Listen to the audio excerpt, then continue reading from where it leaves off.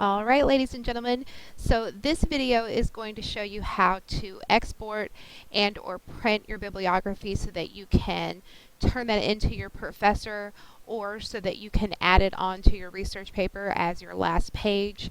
Some professors are going to want, and teachers are going to want this in advance, and they'll often let you go ahead and continue to add resources as your project progresses, and some won't want to see it until the paper is turned in full and it's that last page. But in either case, you're going to have to know how to export it.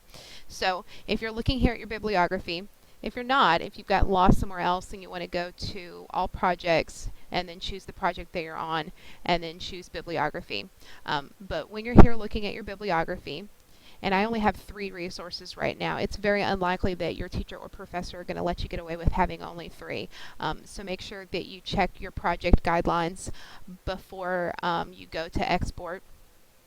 But you actually have 2 options here. You have the sharing option, and that's where you can email the bibliography to somebody, or you can invite others to look at your bibliography. And this is very helpful if you're doing a group project, or to share a public link. And what that does is that gives somebody a link to look into your bibliography. And some professors and teachers will use these options. Or you have the export or print options. And if you hit that, then you can print it as a Word document. You can save it directly to Google Docs and make it shareable either to a group or to a teacher or professor. You can save it to SkyDrive.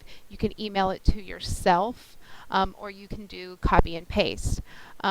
We're actually going to go through copy and paste as the option right now. So if you click on that, then you see it's called a Works Cited page, and that's because you used MLA 7. If you had chosen APA, it would call it your bibliography because that's what it's called for APA and for Chicago Turabian. So it's nice that, again, it takes care of that for you if you're confused about what to do, especially if you're more familiar with one format and then for some reason or another a professor asks you to use a different format. So what you would do in this case is you would just copy and paste it. Or should I just say copy at this point? And you would copy it and then you would paste it somewhere else into a Word document, perhaps into a text box to send to a professor or a teacher or something along that line. So hopefully that is pretty straightforward and easy, and I'll see you at the next video.